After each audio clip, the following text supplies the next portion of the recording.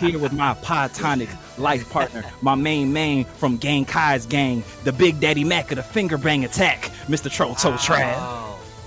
Wow. Here with our sister in arms, the princess of all Saiyans, Miss Majin Jin and Juice. It's not Old Zealand, baby. It's New Zealand, our girl Bex. And together, we are the, when our powers combine, we are the three. We are the trio of danger. Snaps all around for us. Definitely snaps for that. So solid. So solid, honestly. The way that my brain would freeze 3 seconds into that if I tried to say any of it, and you just like flow I do it it. for you guys. I do it for you guys. I was really hoping you weren't going to ask me to do my intro. No. I took care of you. I'm not going to follow that. I got you, bro. No. I did it for the three of us. Bro. We appreciate you. Carry us. You carry us with these I intros. appreciate you. I do. Yo, you look, y'all are my inspiration. That's what it is.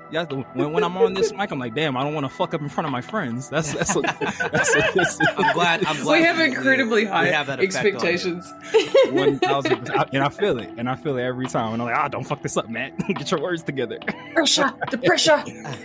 But so we are doing another double dose of Daima After Dark. That's a lot to say. That could be the name of the episode. Double dose of Daima After Dark. You know what I'm saying? Oh my god, that was just so many days. 7 and 8, 7, 8, 8, 9, 8 and 9. 8, 9. So Daima After Dark. Or I feel like, our wild tangents and our reckless abandon for structure is kind of like a key strategy point here on DB4L. But as all adults that have lives outside of the podcast, we got some shit to do today. So the chaos doesn't really benefit us just going off the rails. So for the first time ever, we have a bit of a structured episode here for the lifers. So we're going to start with episode 8 because I feel like that was the one that had more in it. That's the one that That's the big one that Trad's been hyping up. I mean, spoiler alert, I think 6 out of 7 stars. I loved it. I love the animation. I love Tamagami 3's personality. I just loved how, once again, even though it's a trope that somehow still lured me back in, Goku winning over the people, winning over his opponent, it was, I love that episode. That's my favorite episode of Daima so far. So here's where the structure comes into play. We need to make a group decision. Okay. Episode 8 could be broken down into 2 main story plots. The fight with the Tamagotchi and the Rinsu's plan that we learned about. Mm-hmm. What do we want to treat as the main event for that one? Which one do we want to do? The plan last? I'm voting the plan. Okay. Because we knew the Tamagami fight was going to happen. And we were wondering what Aritsu is up to, and we got a glimpse of what she's about to cook up, literally and figuratively. So yeah, real. You see me? All right, so we see you. We'll save the bulk of the conversation for episode 8 for the plan, but we'll just get into the fight. I mean, no fluff, no muss, no fuss. It was just a fight. Yeah, no fucking around. It was just a beautiful fight, and we had talked about this when we had did the double dose of Daima After Dark last week with episode 6 and 7. I'm not gonna say that every time, so I need us to not always. Just say the 5 Ds. 5 No, Ds. it's 4 Ds. It's 4. Just say the 4 Ds. 4 Ds. That sounds like so many things, but I feel like we can pull it off. 4 Ds. Name of this episode. The 4 Ds.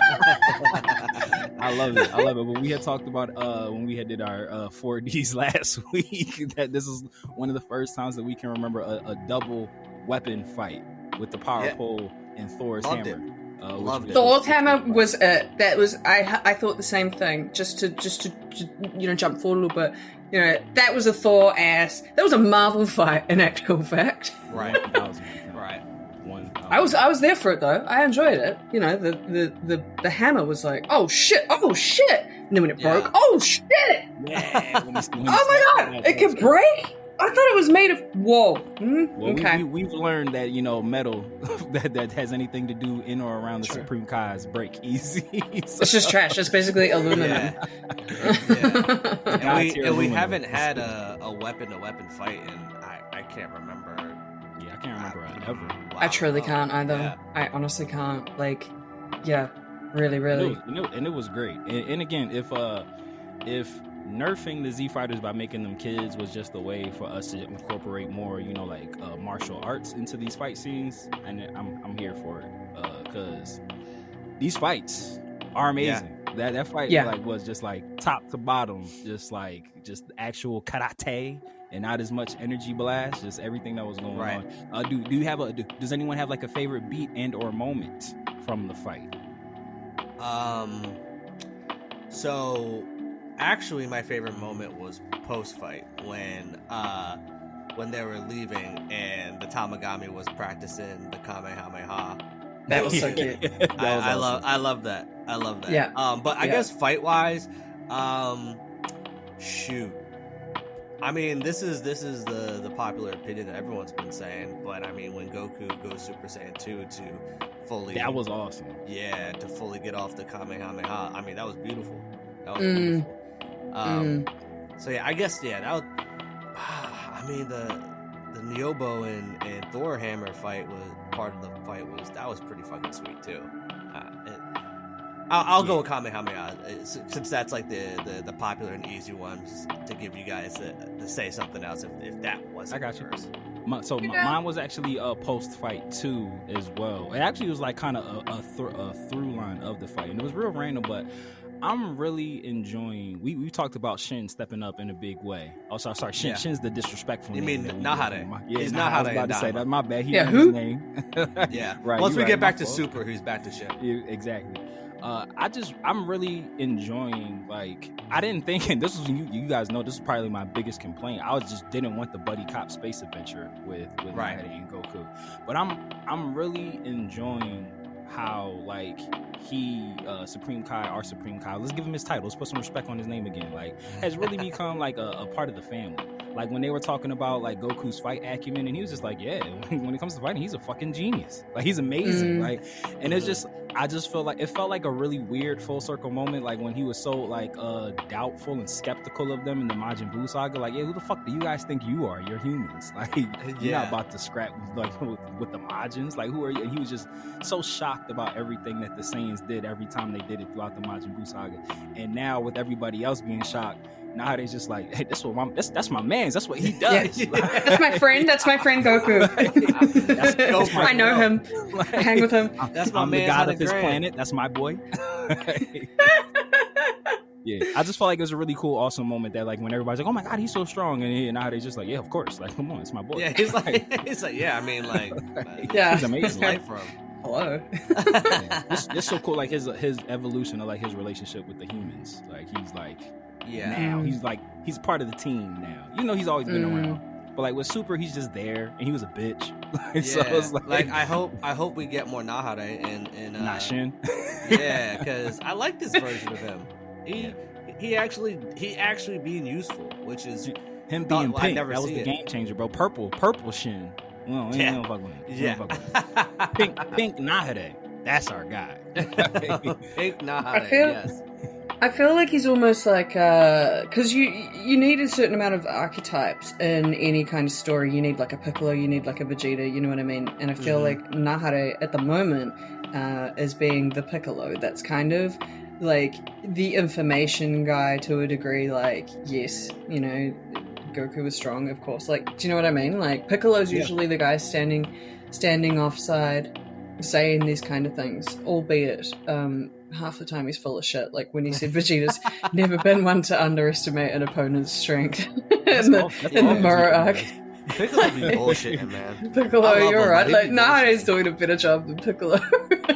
The worst, not to get off we're not going to get on a tangent. I just want to say that whenever Piccolo says shit where like he like knows something, but it's after the fact, it's like, dog, what the fuck are you doing just standing there for then? Like he always comes off like, yeah, I knew that shit.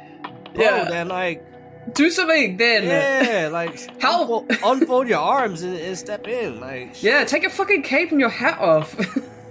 We know you can. Throw that shit at the enemy. Do something, bro. Yeah, that would do something. Like, come on, it would probably help. You know who Piccolo is? Piccolo is that friend in your friend group that like has just like developed a reputation of just being so cool, so smart, so other world. So like he's like he's become devoted to the shtick. He's like, oh, I'm that friend that has to have the wisdom. So it's like he just says shit now just to say shit. Like, bro, like even if he's wrong, he just and you're just kind of looking at your friend like, bro, we know that's actually not accurate, but then they go off. Bro, like we get it. You're really smart. Like, we're the one that label you the smart one. You don't got to do that, bro. He's that friend. You're like, all right, so what do you want to eat?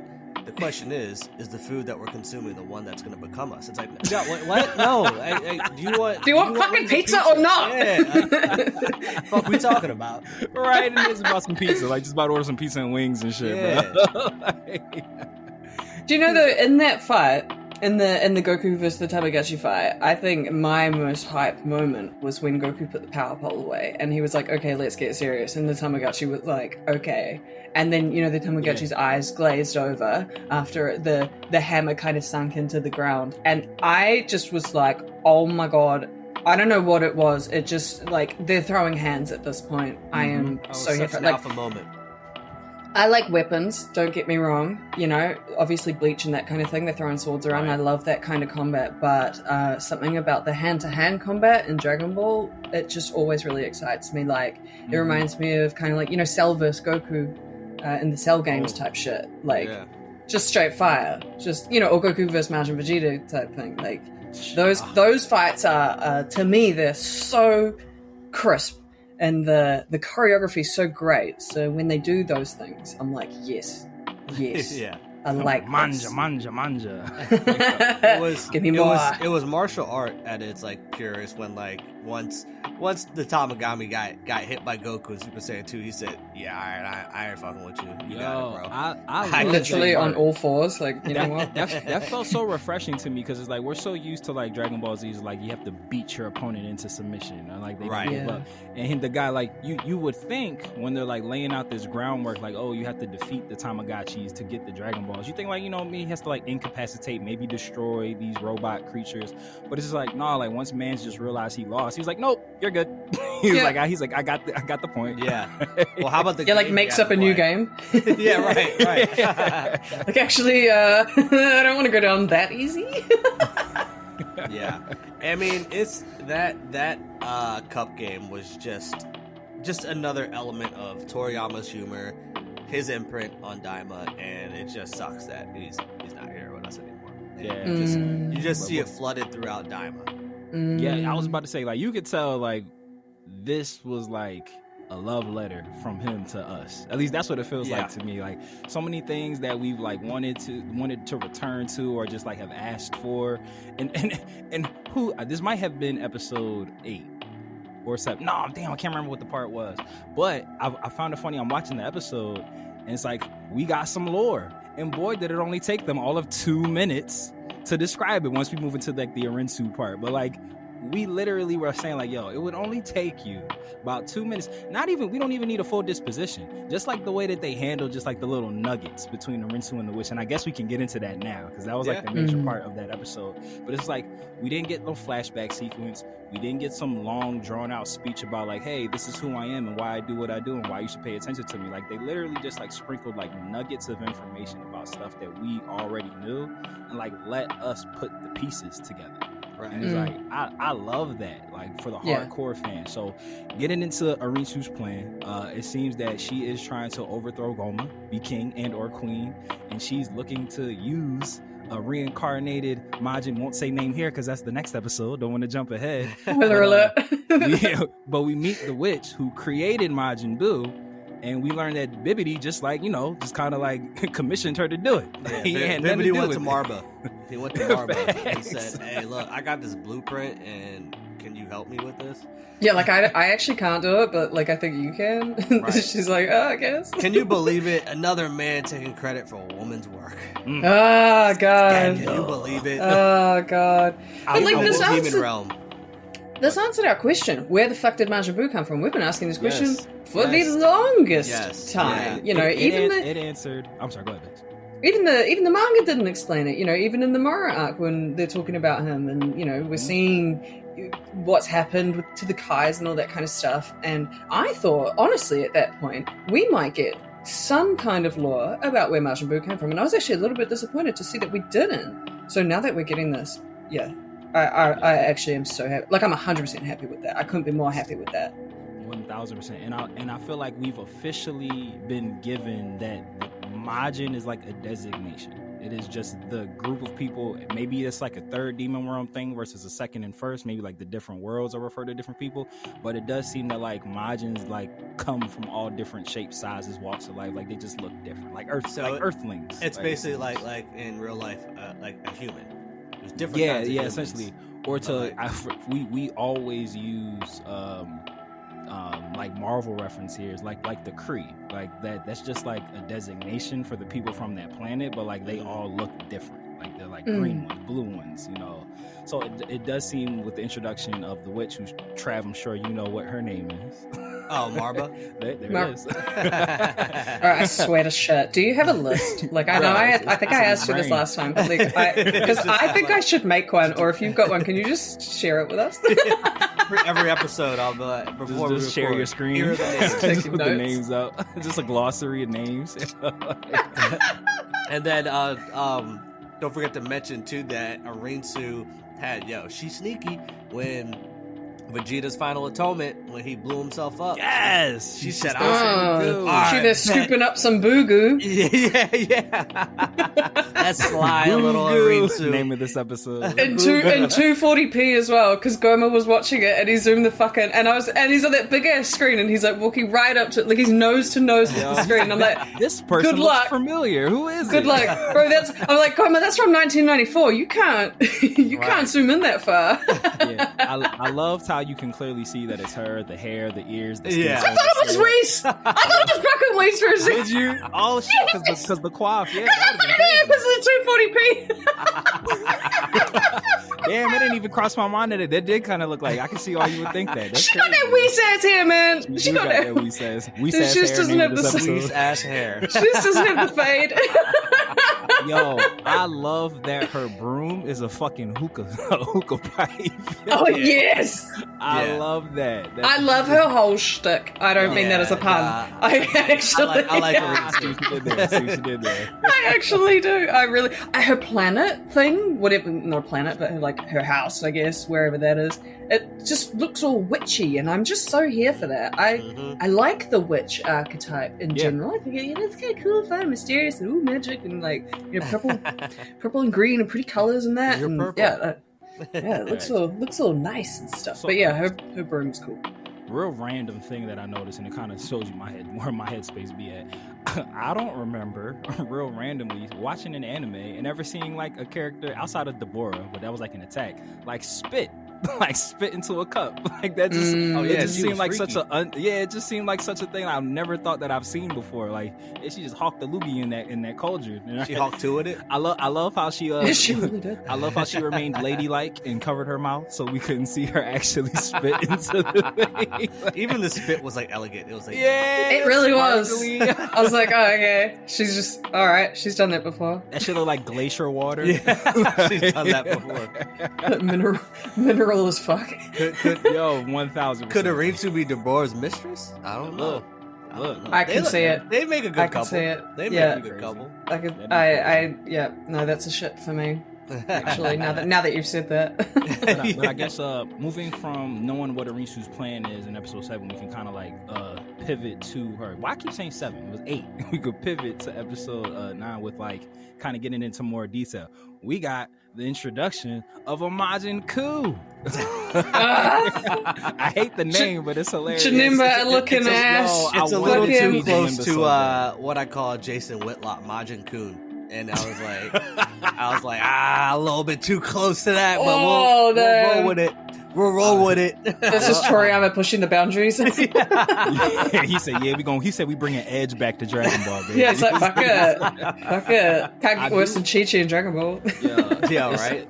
The joy that I feel like that Toriyama gets out of naming things is just like a child like jovialness, because it's like you have a Rinsu that's literally trying to come up with a backdoor plan to become queen, and the way that she's going to do it is with Majin Ku. She's literally staging a coup. Yeah, right. Well, aren't the names of those the guys like Wolverine and like Gargoyle like just something super generic that were at the hotel. Yeah, that's hilarious. And Wolverine wasn't even like Wolverine. He just transformed into that, which I thought was cool. When I thought it was like one of the trio of danger. I was like, oh shit, they're from the demon realm too. It's fire. But then he turned back into his. He did look like, and I was like, oh, another shapeshifter. Like bloody hell. But it's good that they're recycling, quote unquote, recycling things. Yeah, I feel like that would be like a. Yeah, I was about to say, I feel like that could be like a fire power for like a big bad guy, like one who could shapeshift. Like you can imagine like the shit that he could cause amongst the Z fighters, like with the shapeshifter. Like, I feel like that would be like a really cool problem for them to encounter.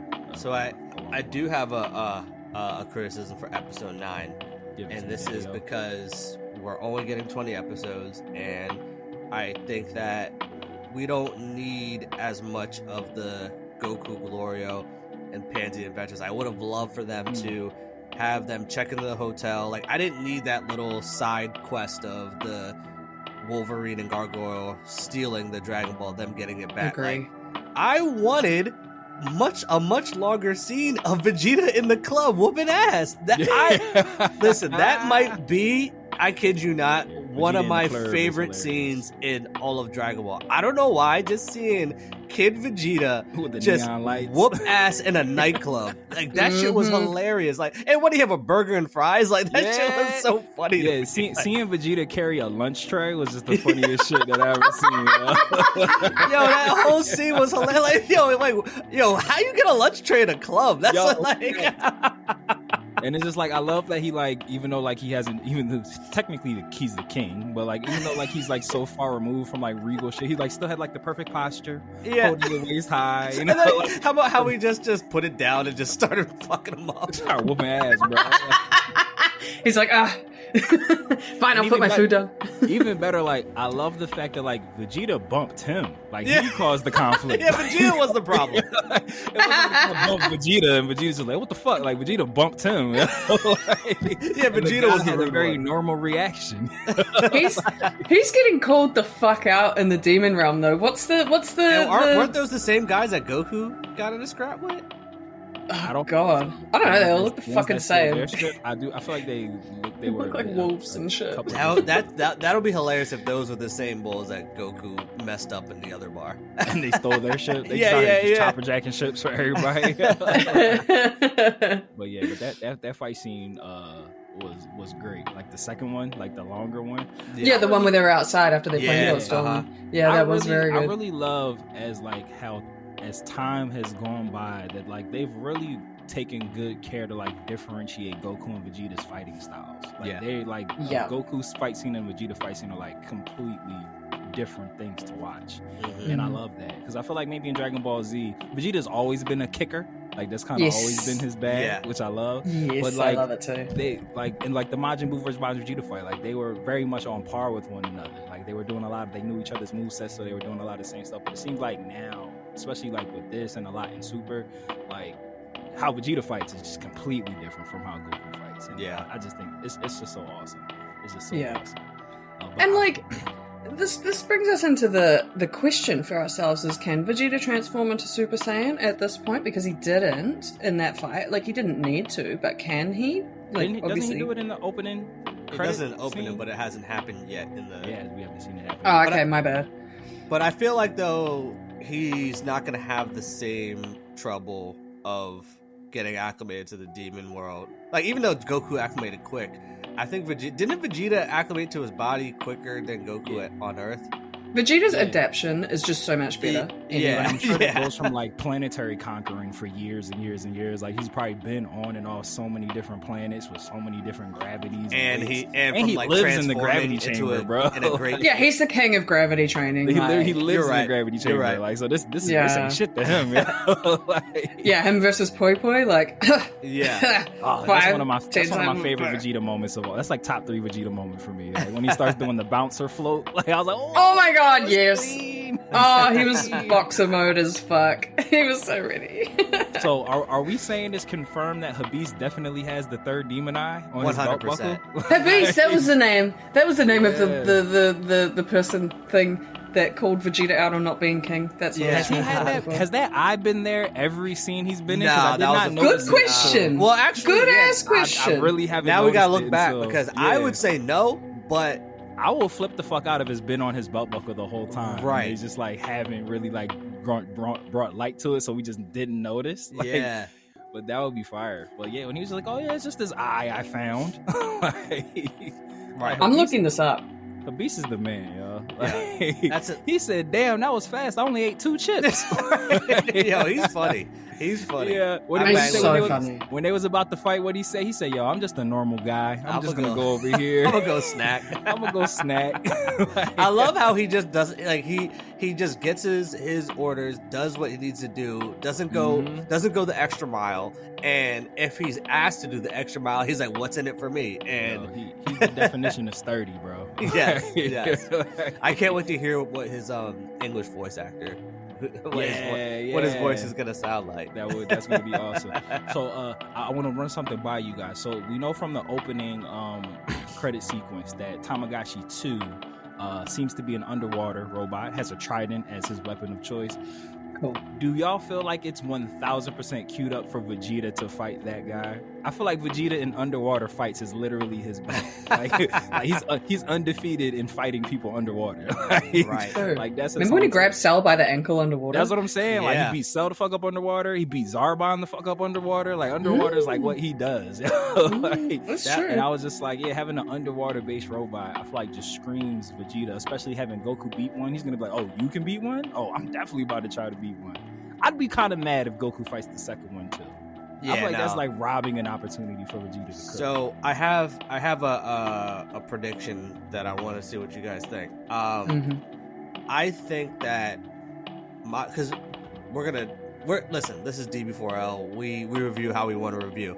But at the end of the episode, Arinsu wants Majin Buu to fight a Tamagami to test his power. The first one, Tamagami 1. Yeah. So my prediction is he's gonna lose to Tamagami 1, and Arinsu has to go back to Marba, and they gotta figure out what went wrong because I think we can all And then agree. we get Janemba. We can all agree that Majin Buu isn't the final villain, but Yeah. I feel like in a Toriyama way, he's gonna have Majin Buu get defeated by Tamagami in kind of like a fluky, funny way that's gonna piss off Arinsu, and they're gonna need to figure it out again. Maybe create another Majin. I don't know, but Janemba. that's what. Yeah, that'd be a great way to bring in Janemba. But yeah, that's my prediction. That's my prediction on what Or the Majin outcome is. Buu could get out. Maybe Majin Buu does lose, and they get a hold of that third demon eye,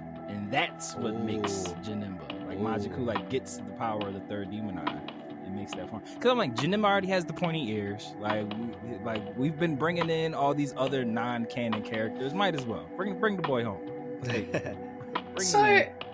I have a slight potential disagreement with Majin Buu not being the final boss, so to speak. Well, Majin Buu could absorb people. Yeah, So, that is true.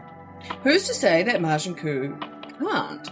And it kind of, this whole plot tells me that Majin Buu is going to be more like efficient or, just, I don't know, more together, more controllable, more fucking whatever than Majin Buu himself was. So, Aritsu, she seems like she's got a good head on her shoulders and she'll know what needs to happen on reaction if shit's going wrong or something like that.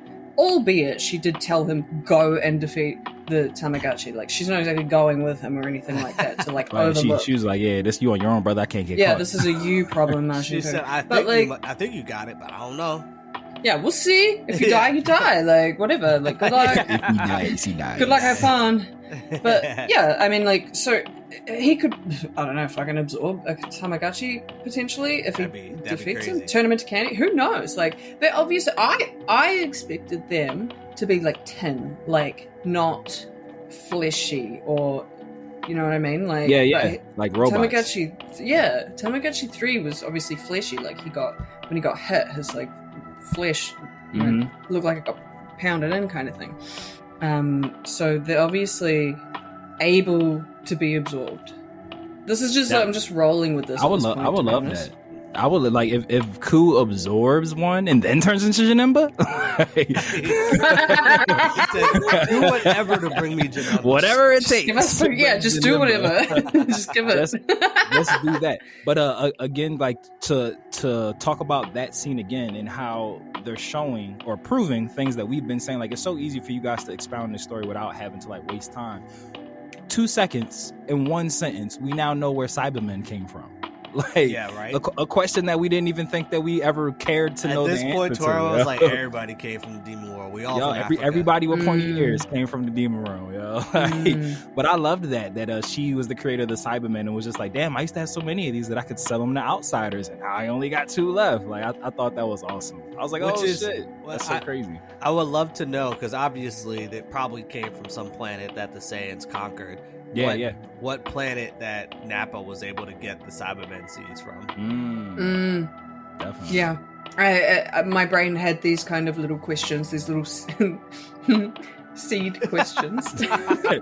Bex is on fire today.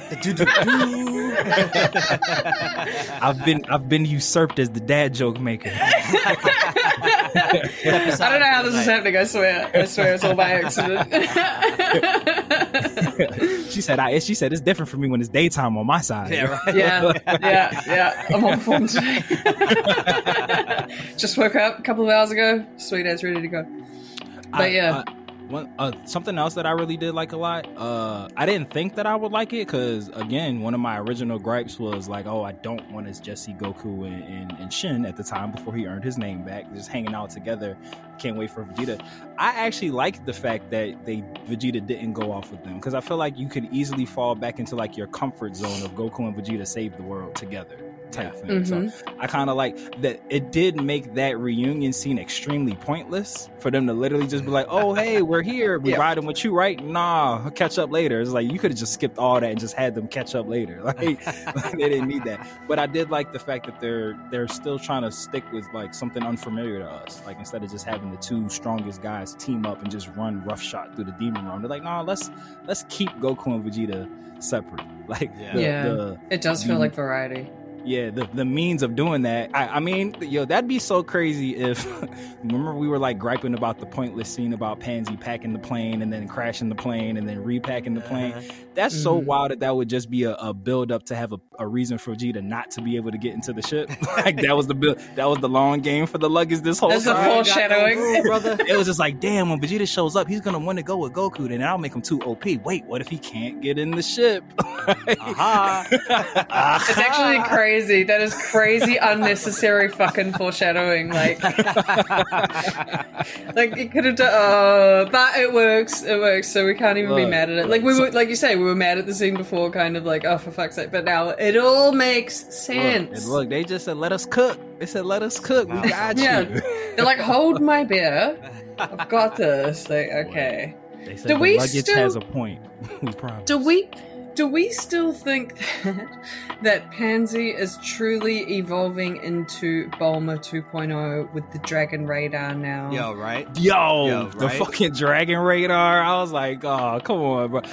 They tried to skirt around. They're like, oh, I just put a tracker on it. Here's my tracking device. Oh yeah, by the way, like, nigga, that's a Dragon Radar, bro. Fuck out. I just wanted to bash my fucking head into the wall. I'm gonna be honest. When I saw that Dragon Radar, like.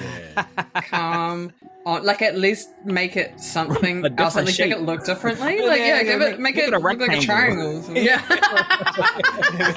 Make that shit look like a cell phone. She flips it up, a flip phone. Like, all right, God, but I don't know. That's probably my biggest gripe at this point.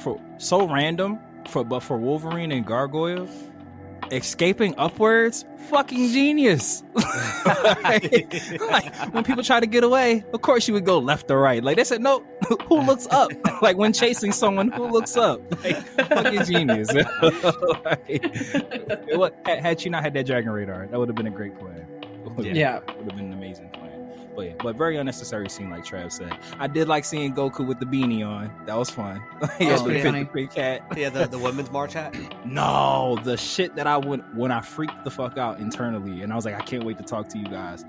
When Pansy asked Goku if she wanted to borrow some of the clothes, and he was like, "No, I'm not really into wearing ladies' underwear." Yeah. I love the fact that his response wasn't like "Ew, what? No, I would never." But it's like, "No, I'm cool," because like he knows someone that's into ladies' underwear. So for Goku, he's just like, that might be a normal thing. Oolong likes that. That's just not my thing. So he's just like, nah, that's not for me. Like not on some like I would never. That's disgusting. He's just like, nah, that's not my cup of tea. Like my man's like that. Twist. He said my man's is into that, but that's not really my thing, yo. Yeah, Oolong and Roshi. I don't know why they try to go after that piece, but it's not for me. Yeah, I just love that, like, you know, men being obsessed with women's underwear is just like a normal thing in Goku's life, and he's just like no judgment. He's just like, yeah, that's just not my thing. He's like, no, I'm cool.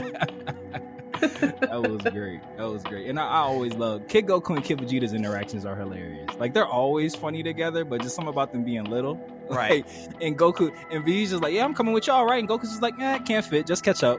Like, you guys go defeat Goma. We'll catch up he said, later. you go fight Goma. Like, he's like maybe later, you could, yeah, it's like, you know, I heard there's a guy named Goma. He kind of strong. Yo, get your rocks off there, bro.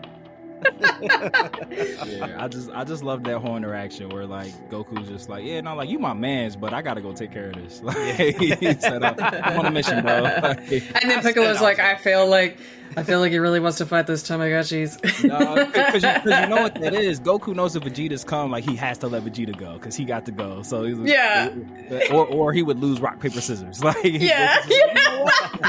He said, no, come on, let's go, guys. We gotta go. It was great. All of it was great. I love the part with Vegeta's fight scene. I loved the animation where the guy was trying to like get at him, and he was like just dipping it real just quick. dodging. But just like the way that he was doing it was just like so nonchalant and smooth. Like the feet were planted. Yes, the top of the body was dodging. That shit I was rate so that. fire. That's so cool. That was fly. Yeah. I was like, look at my man's. Like, look at him doing his thing. Well, I love the part where he when he had got behind the guy and he like cocked back all the way back and just like punched the shit out of him into the ground. That was a Sukuna versus Megami fight, man. He held it there. He held it for a little. The guy was like, "Oh shit, are you gonna hit me?" Vegeta was not playing around. He was pissed. He said, "All right, look, y'all don't piss me off." The bar, what he said when he finished the fight, and he said, "Yo," he's like, "That wasn't even long enough to waste time." Like, he said, "Damn it, that wasn't even long enough to waste time." Like, that was great, and they just keep stealing ships. Like I just love that. That's just like how this works. Like, it's like, let me just put it, or how Habisa's logic. He's like, yeah, we stole that ship, and then it got stolen from us. It's so fucking ghetto in the demon realm, man. we can't be mad because I mean we did the same thing, so it is what it is. It's a Compton ass shit, man. The demon world is definitely South Central. Yeah? Well, at least the third demon world is South Central. Yeah. What if the second is like very prosperous, very suburban, middle class, blue collar workers. Yeah, and then that's honestly what it's like in my brain. Yeah.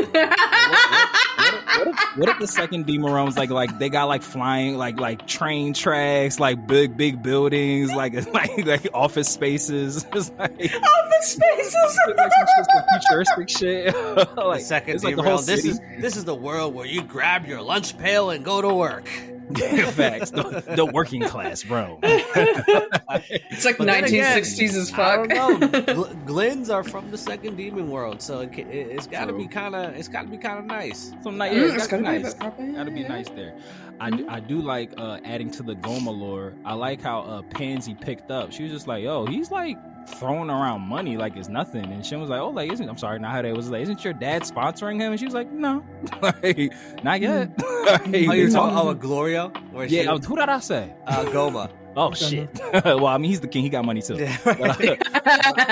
I love how he said Glorio got money. Yeah, large. But he was just like, yeah, let's get that suite. We'll get room service. Let's get that big room, like the penthouse suite upstairs. But I like how, like, again, like with the Cybermen origins or the Majin I love how they're like giving us stuff, but not like making it obvious. Like just the fact, like he claims he's from the third demon realm, but he doesn't have a collar. He has money. He's had money. He like can get to the first demon world. Yeah, it makes you go back and like look at other events, like how he's just like been bankrolling all their dinners this whole time. Yeah, so he's been funding it all. Yeah, and you wouldn't even think nothing of that. You're just like, oh, characters have to stop and eat. They just eat like a video game. Like currency it is what it is. Like it's fairy dust, like in anime. So it's like you don't really think about it. But I kind of noticed it, if I'm honest. I kind of noticed it when they first got there. Sorry, but daytime Bex, she on her game.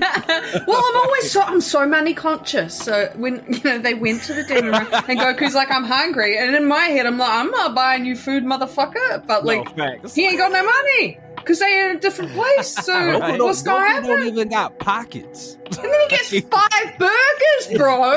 That's like $100. Yeah, Goku's that person. Goku's the homie at the party that didn't put in, but like tries to get more slices of pizza and more wings than everybody else. It's like, whoa, bro. Like, grabs 2 bits at once. Yeah, 2 slices out the gate. Like, whoa, son. Like, what is you doing? Yeah, like, you paying for that? Like, bro, take one and we'll see what we got left. Like, relax. Said, hold on now. Grabs 2 bits of pizzas and a fucking beer. Goku's the person at family gatherings that goes up to get seconds before some people have gotten firsts yet.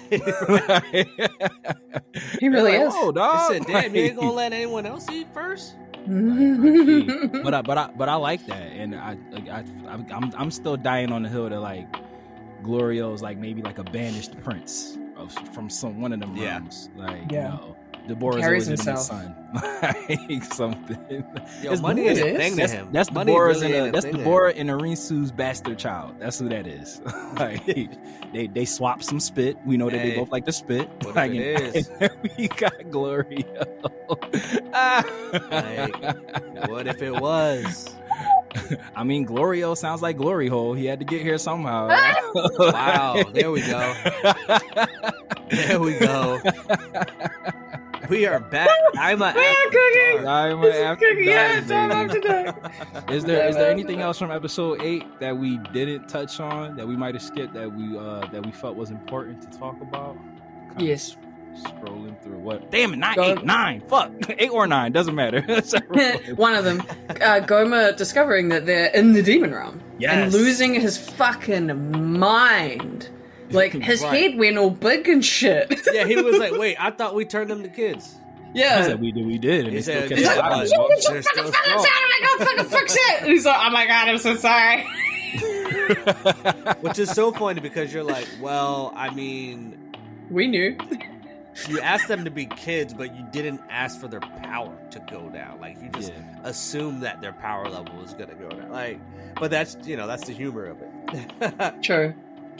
Like, if he was smart, and if I was Goma, I would just be like, can you just nerf them, like, 98%? Yeah. Like, take away almost everything.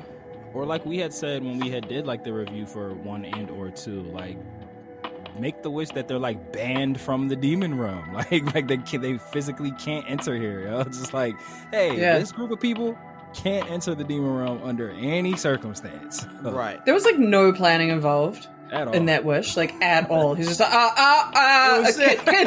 kids, just fucking kids. I feel like that'll work. Like just and remember, even Shenron was like, "Can you be a little more specific?" Yeah, you sure, little guy? You sure, bro? Like, no, Shenron telling him like, "No, multiple wishes is from our regular customers. Fuck out of here." Yeah, that was the best. He didn't even want to warn him. Like, that probably won't work. He's just like, you know what? I got you. I'll do that. He'll find out. He'll find. Yeah, he'll find out the hard way. He literally was like, "Yo, you're not from around here. You only get one, bro." You don't know them like I do. He said, "That's from my regs. That's from my regs." Shenron said, "He said you don't look like a good tipper." He's like, "I'm cool, brother." Yeah, you don't look like you're gonna come back, so you don't get that extra good service. Said, bro. "Yeah, you know what? Nah." Nah, I'm kind of tired. He said, and we got a fake shin. He said, y'all ain't let me take my full year of rest. He said, Fuckers woke me up, man. I ain't into this. Never like, oh, sorry. Don't worry. Sorry about that, Sharon. But I won't do it again. Apologies. He's like, I know your dad. I created your dad. Yeah. Right. So we family. But yeah, Trash, so I guess we could give our ratings before we close this bad boy out. So you're saying you giving 6 out of 7 stars for episode 8? Yes. I might go 7, bro. I loved every second about this episode. The fight, the Majin Buu lore. We got witchcraft in here now. The hookah pipe broom. That's what set it over the top for me. That is true. The hookah. The hookah pipe broom did it for me. Yeah, the shtick. The shtick really was it. Yeah. Yeah, I go 7 out of 7 as well. Actually, let's do it. I think it was great. So it's just 21. There's 21. That bitch. Like, yeah. 21.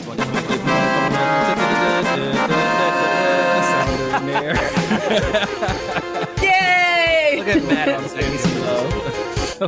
And then what we saying for 9? I'll say like a solid 5. Yeah, I'll give 9 a solid 5. We'll give it a 5. Because obviously, like, no matter of fact, I'm gonna say 6. Because Vegeta, he gets the extra ball. Like this, okay. Vegeta in the club. With the 5, but I'm sticking with the 5 too. Club Vegeta 7 out of 7. I'm saying that's Club Vegeta. Yeah, I'm just Club Vegeta is the 5. Yeah, right. Yeah, legit. All right, guys, you convinced me. Back to 5. Club Vegeta with his legs are so little as well. It's like, bro, how are you doing all that? Like tiny little baby arms. I wanted to ask you guys: do you have any concerns that it could be rushed, given we only have 10 episodes left? No. Has it been officially confirmed that it's only 20 episodes, or is this still just a geekdom theory? Yeah, but he's been like, yeah, I know he usually don't miss. He's like, he's not even. He's like, he's been saying it's 20 episodes. It's 20 episodes. It's 20 that's me just trying to, be the Lulu. That's all I know, because like, even when we said that, even if it was 24, I think you could cover that. Yeah, what we need to cover. But I just, given that half of the episode, or at least a good portion of the episode, was still Pansy, Glorio, Goku, kind of, and Nahare doing the same, not same thing, but still, on the journey. When would have loved a very Vegeta, even though it was Vegeta centric, but I would have liked more of that. Yeah, and so, but here's the thing that I do like though about some of the pacing within Daima is that it's more like a standard anime where the fights actually just last like half the episode. Yeah. And not 5 or So I do like the pacing there. Some fights are probably obviously need to have more than just that, but not every fight needs to be dragged out. So I do like that. I mean, I feel like they've done a lot of build up. Obviously, they've done a lot of world building and a lot of lore. Mm-hmm. So I don't see what we really need to add in the coming episodes to make it feel complete. Like, obviously they're going to the second demon realm, and then they'll go on to the first, I greatly assume. And all that should be is really just, beelining for their mission. Yeah. At this point. Like, what else do they need to add in? Do you know what I mean? Right. Yeah. So, I'm not worried about the pacing, is what I'm saying. Okay. Yeah. So, like, I'm sorry, you can go ahead. No, continue. I was going to say, I'm literally mirroring your point, Bex, because it's like the ending of 9 is what removed my concerns. Okay. Before, I believe all of us had it in our head that it was going to be travel to a Tamagotchi, beat him, move on. Travel to a Tamagotchi, beat him, move on. But now that it seems that like 2 and 1 are about to happen simultaneously, because it's like 2 different people going to fight it, I feel like that like just erased 3 episodes that we would have needed if it was just going to be Goku fighting all 3 of them by himself. That's a good point. I agree. Now that these storylines are going to be happening like simultaneously, I feel like like Beck said, like there's not really much else we need, like, because what's left, like maybe potentially some like Deborah shit or Deborah's dad flashback, something just to see like him existing as the king. We still got the fusion bug, so we know we got to do something with that. Shit, that's Like, right. You're right. we know we got. I'm still, now that Majin Buu is a thing, I'm more kind of vilified in saying that if Majin Buu does get the third demon eye, turn into Janemba or turn into whatever it is that he's going to turn into. Do it, I please. feel like the Tamagotchis are going to use that and fuse together to make like a super Tamagotchi to fight him, like fight with whoever like the big bad would be. Because Okay. it's like, who else would be the three? Because I feel like you don't show that picture on the sign of the bugs that 3 people can fuse if you're not going to use it for a triple fusion. All right, hear me out though. The Let's go. Tamagotchis are in different worlds, different realms. That's a good point. Different places. Can they even get to the same place? Because don't they have to go to Warpfish to get to another demon realm? What if Neva can summon them? What if he sees like, yo, y'all on some bullshit? Like, Or the Tamagotchis You're right. are the only ones that can freely, jump from world to world. yeah, like me, because Neva does kind of give me that. Where is Neva? Yeah, he's kind of giving me that vibe of like the character who kind of goes along with the evil person because it doesn't really affect him, but like once it becomes like affecting him, he's gonna switch sides. Mm-hmm. Totes. Like maybe they do some foul shit to Dende. Like, and he's Oh, just yeah. like, whoa, Whoa, my brother Namekian. Like, Fucking with my boy. when did they retcon the term Namekian and now they're just referred to as Nameks? Like that, or like that kind of threw me. I don't Well, know, man. I They don't know, know. but that shouldn't stick because that shit feels racist. Oh, you're a Oh, Namek. you a Yo, Namek? whoa. Like, whoa, like that's the name of the planet, brother. Like, Hey, watch what you say. or maybe Namekian is their word. Like maybe they came up with that. Like maybe Namek The is what Earthlings they are the got. colonizers, huh? Look, I feel you, bro. Like, playing a Namek. But yeah, but when she was like, "Oh shit, I never met a Namek before," I was like, I don't know if I like that. Yeah. That don't feel right. That don't Like, feel right. he's a Namekian. Put some respect on his name. Oh, you're hanging out with a Namek. Oh, Yeah, like, God. whoa. She said, "Oh, you one of them good Nameks." Can't believe you're dating a Namek. Whoa. Hey. Come on, man. Like, damn. They said the Namek water fountain's over there. Majins only. Margins only. So we got the Majins only water fountain here, and then you got the Nameks Namek. go over there. Drink out the hose.